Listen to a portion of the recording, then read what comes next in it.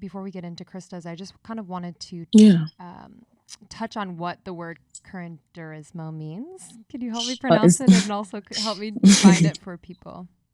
yeah. So it's called curandissimo. Curandissimo. And it is a blend of Latin and indigenous and African practices of healing, connecting to that shamanic perspective of we're connected to the land. And in my cosmology of my lineage of how I grew up, our cosmology is that there's different relationships um, in the universe that we have to take care of. And so that one relationship is with ourselves and with our health and our own body, our own journey.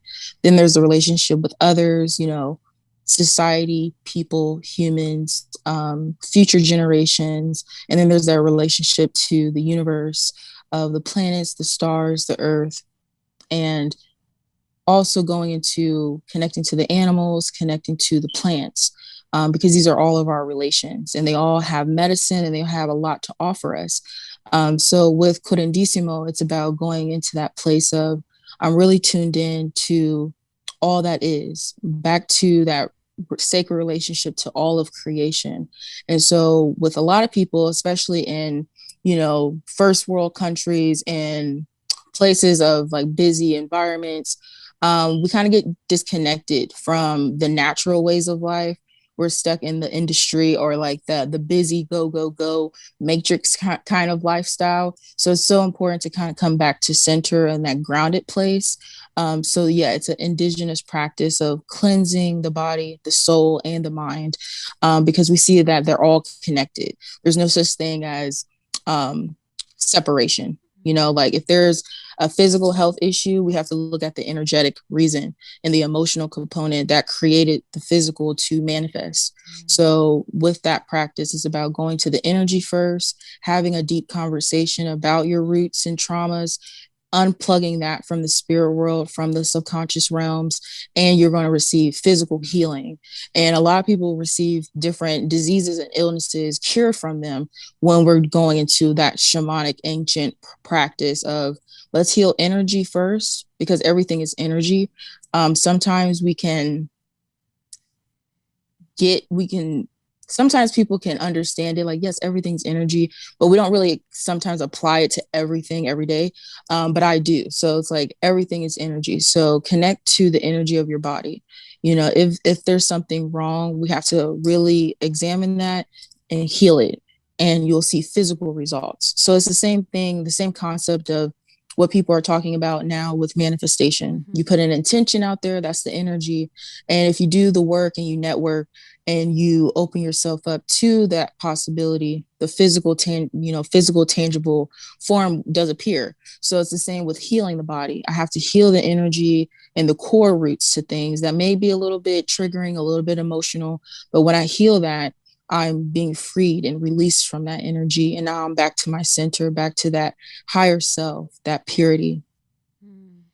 And it was interesting too. There's some prescriptions for plant spirits that Yeah. that Lindsay can work with, which is really cool. And we didn't know as much about working with plants until we did ayahuasca a few years ago, and now Kiki, who we work with quite a bit, has prescribed specific plants to us.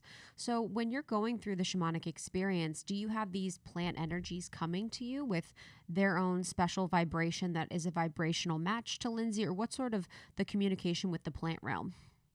Mm.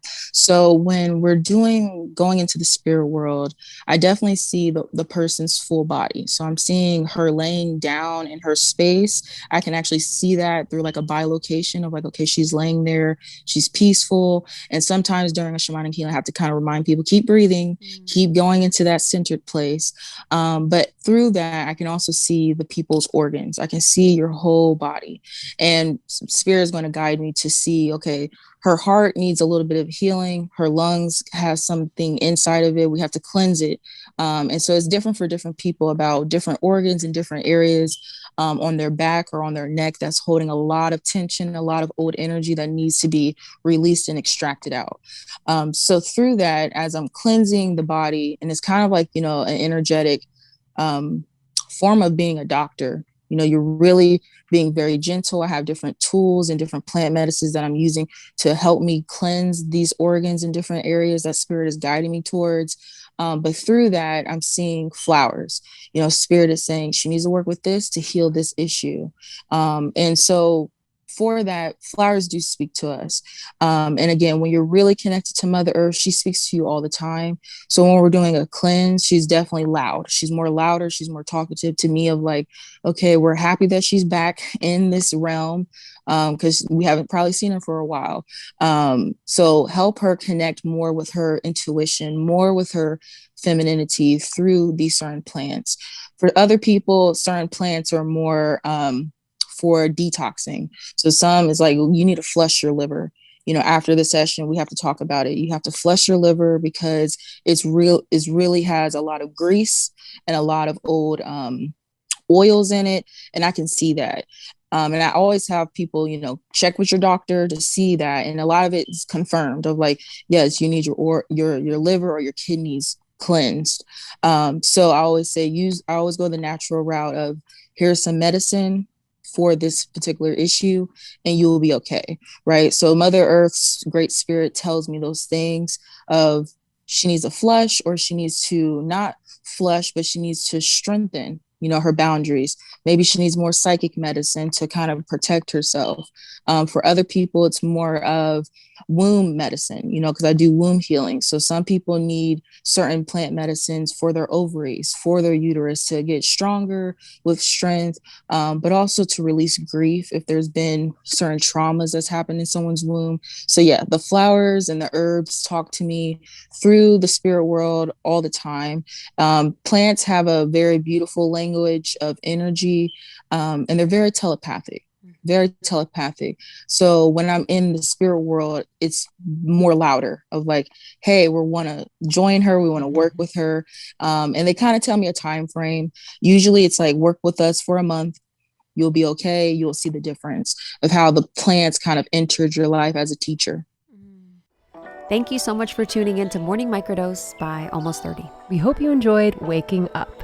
As always, we encourage you to take what resonates and leave the rest. If you enjoyed this trip, tune into the full episode on the Almost 30 podcast. All episode information can be found in the show notes. Make sure to subscribe, and if this becomes a part of your morning routine, be sure to share it with a friend. We have new inspiring doses Monday through Friday. Follow us on Instagram at Morning Microdose, and follow Almost 30 at Almost 30 Podcast.